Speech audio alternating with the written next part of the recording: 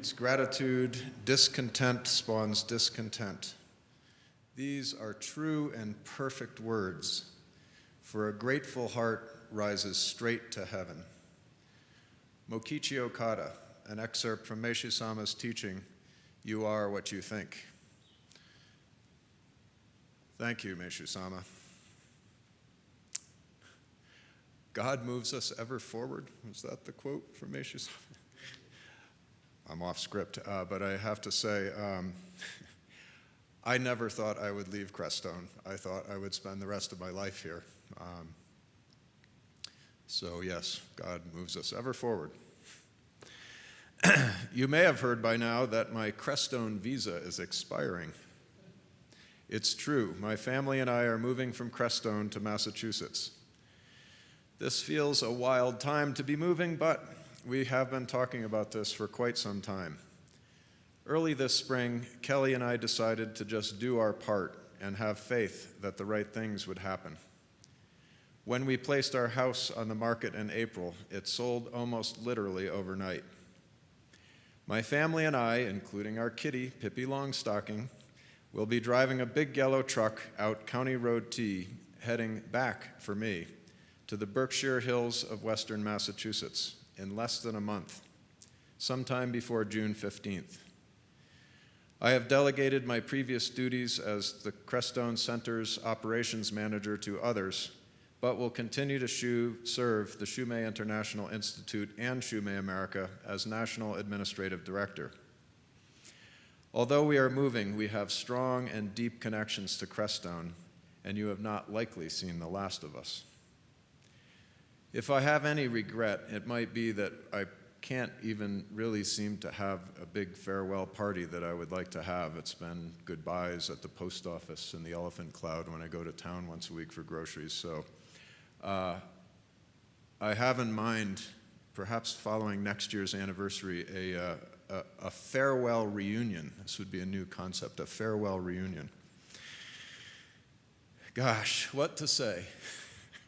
16 years in Crestone and more than 15 years working here at Shumei's Sacred Earth Center, I could never have planned this myself.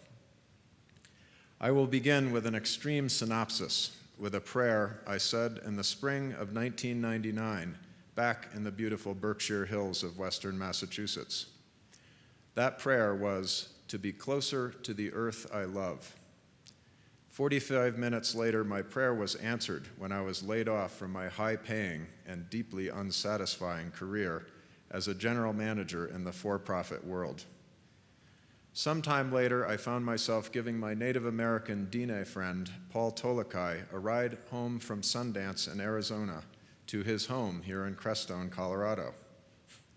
Not too long after, I found myself, against all logic, unemployed and pretty much broke, moving just east of the middle of nowhere, here to Crestone, Colorado. How did I come to be operations manager for Shumei's Sacred Earth Center? My predecessor, Linda Shula, literally dialed the wrong phone number. But I have told this story before, and if you want to know more, you'll have to buy the book, which I haven't quite finished writing yet. Today, I want to talk a little about my own answer to a curious question that I like to ask. I like curious questions. For me, they are a bit like Zen koans, used to trick our minds out of our very human and often circuitous patterns of thinking. Take a moment and consider this question. What is Crestone for? Go ahead, take a moment. What is Crestone for?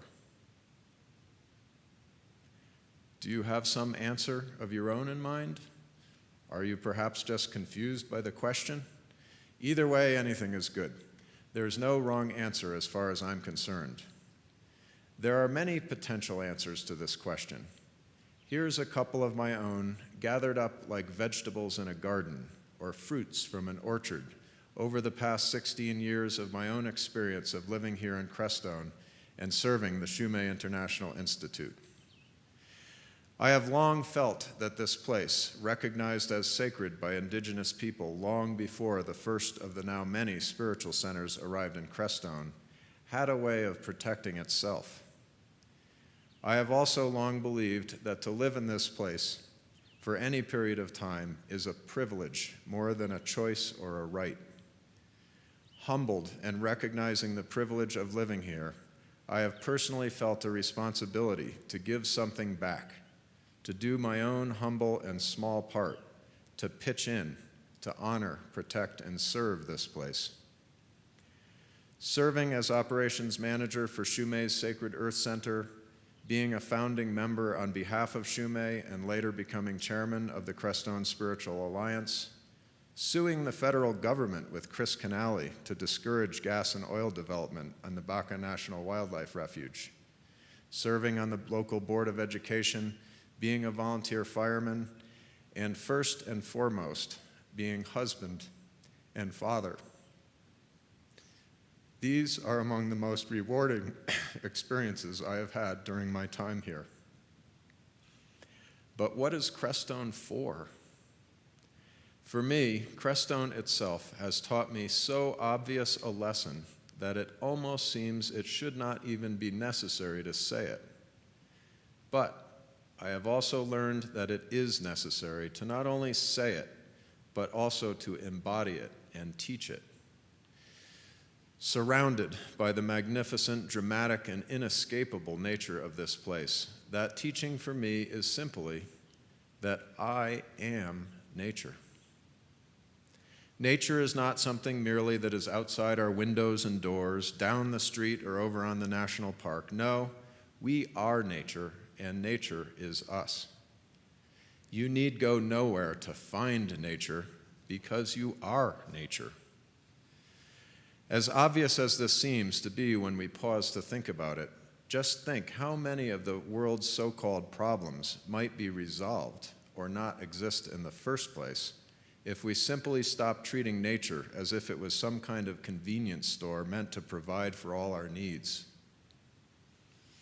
As Meishu-sama wisely told us, nature can teach us everything.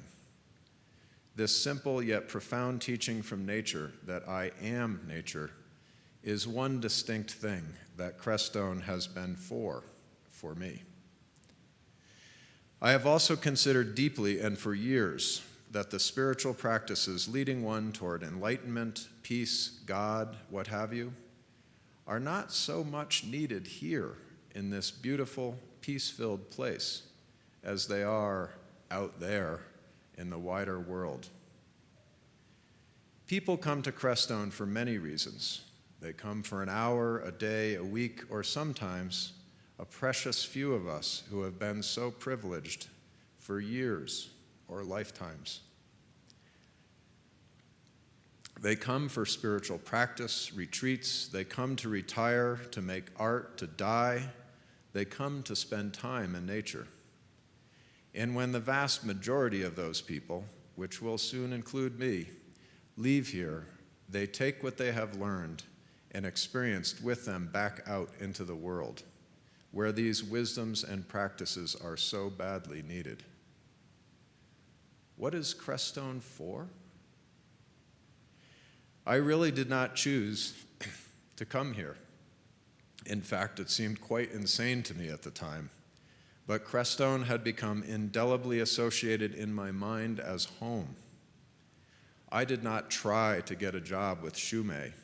I had not dared to dream it. I did not dare to dream Kelly would come to love me and become my wife. And I could never have planned or foreseen the love that our son Arthur has brought into our lives.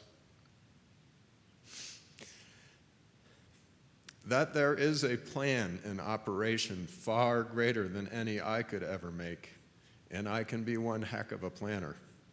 I'll call it God's plan, has become very apparent to me during my time in Crestone.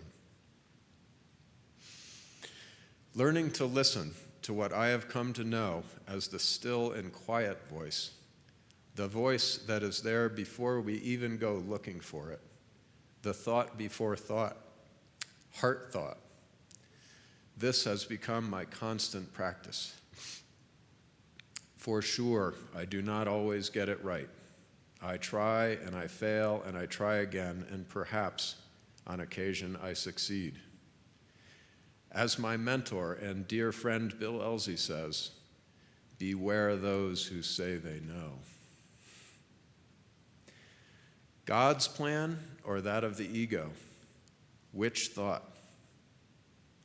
I expect I shall spend the rest of my life striving to perfect this practice. This, to me, is what Crestone is for. I owe such a debt of gratitude to so many people inside and outside of this community. Please know in my heart I am hugging and loving you one and all. I do want to call a few specific names into my circle of gratitude here in Shumei's Crestone Sanctuary. Thank you, Meshu-sama, for the light and your wisdom and vision. Thank you, Kaicho-sensei, for your selfless leadership and vision. Thank you, Hana Strong, for being the visionary woman that you are and honoring me with your friendship. Thank you, Ihara-sensei and Mitsunari Kato, for opening the door 15 years ago and welcoming me into the Shumei family. Thank you, Eugene and Alan Sensei, for not showing me the door, even when I say things you sometimes might prefer not to hear. And thank you, Kelly and Arthur, for your love, wisdom, and patience with me as husband and father. I like to end as I begin with another wise and favorite quote. Those of you who know me well have likely heard me say this before.